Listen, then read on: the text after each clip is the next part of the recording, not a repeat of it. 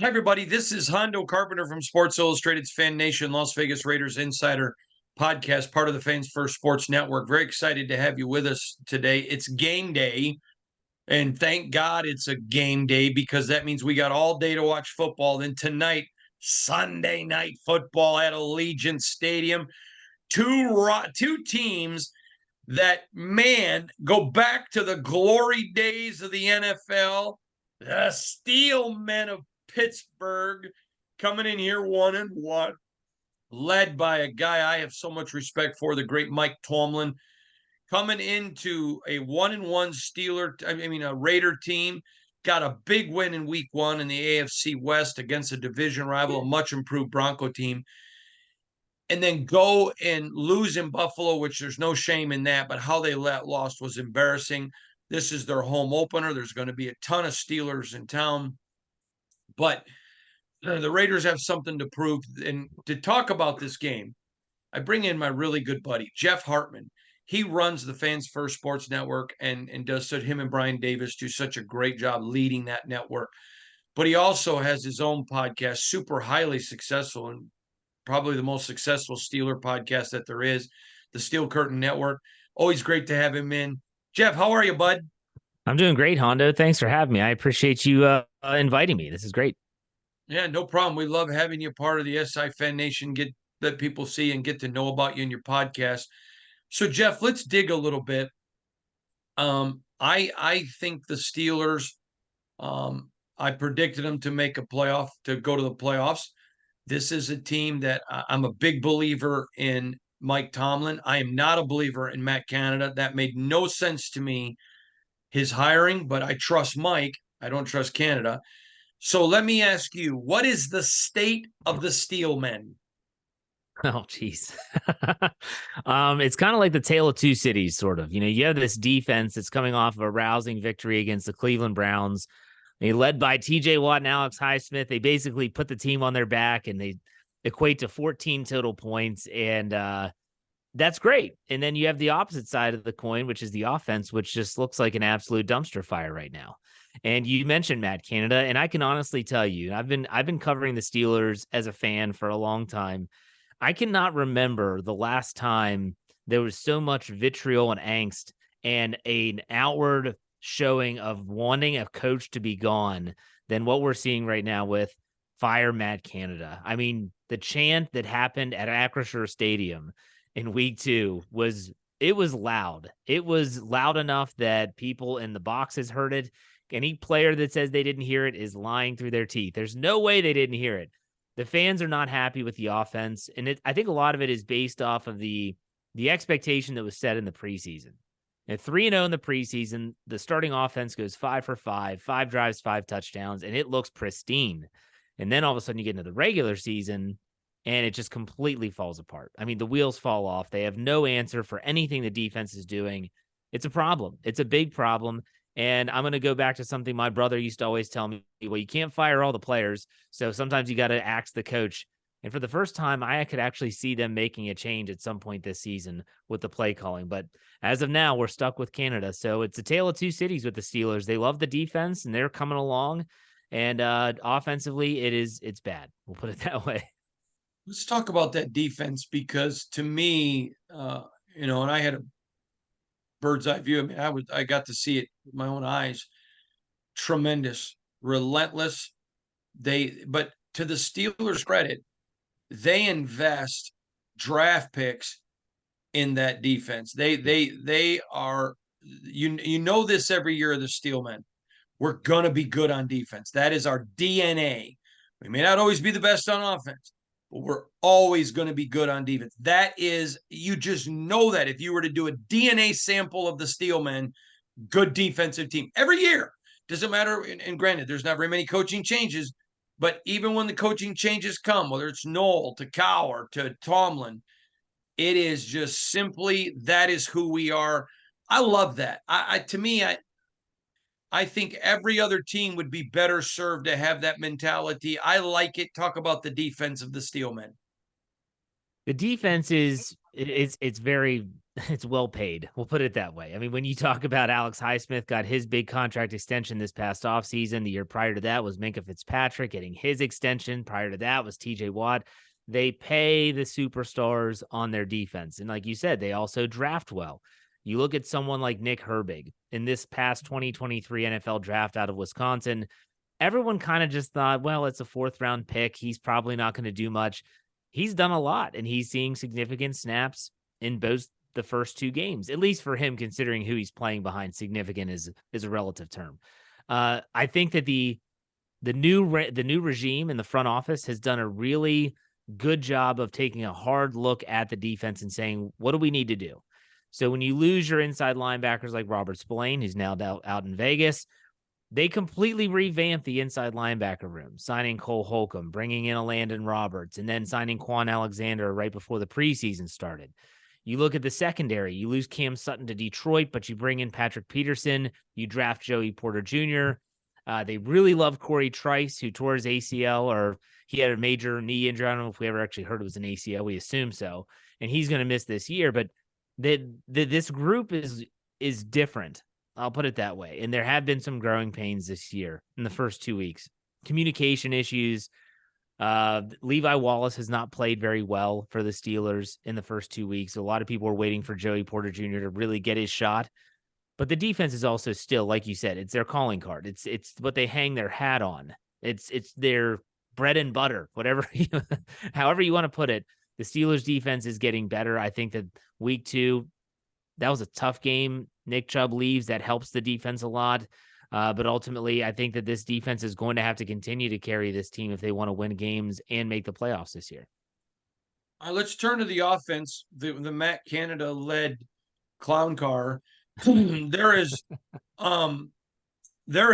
talent on that offense. It's not a side of the ball that's void of talent. I don't think you can pretend that. That's not true. Just terrible coaching.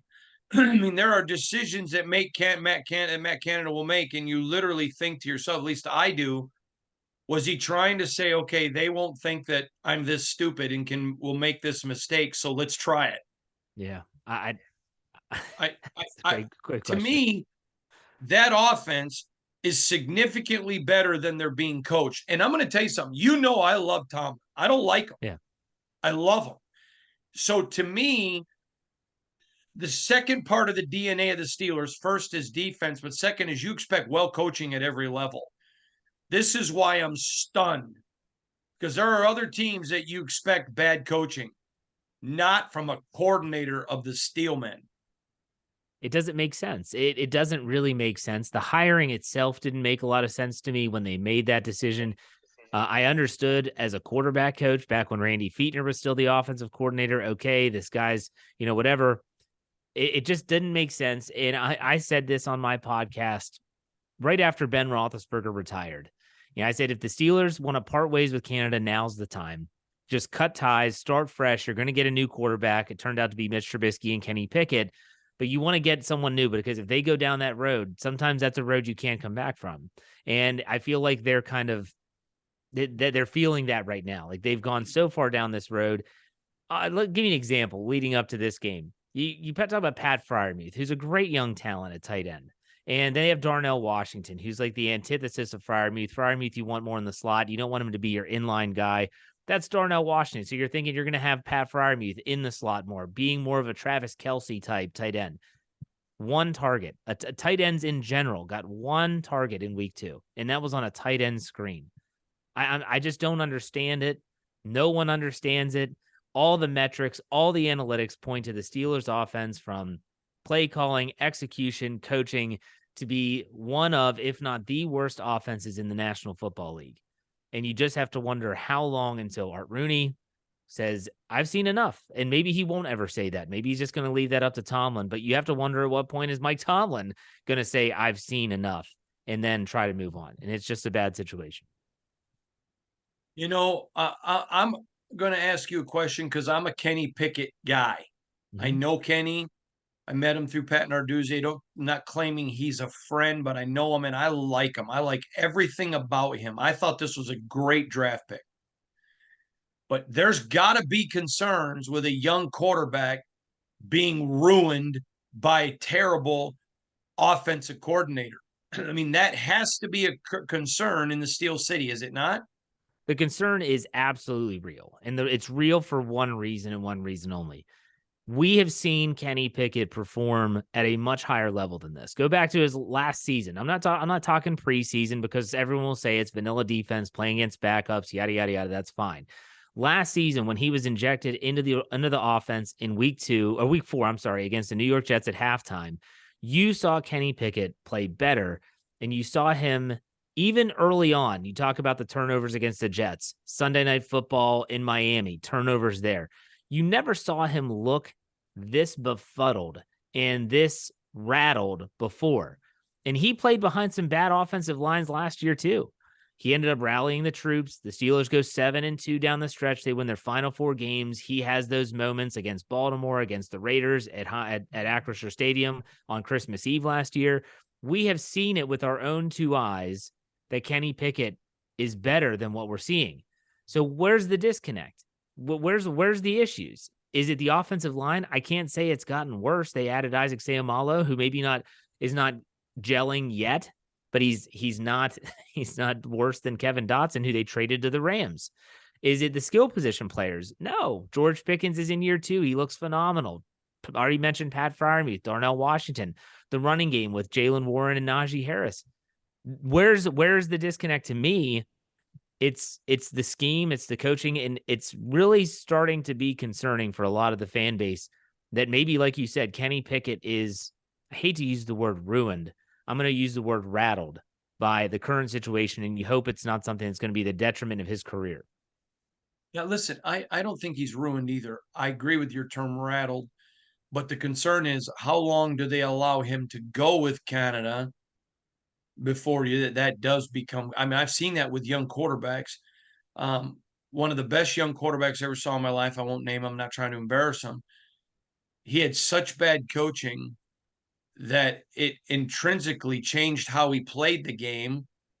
And then when they tried to salvage him, it was too late because he had changed everything. It was that's just a concern I have.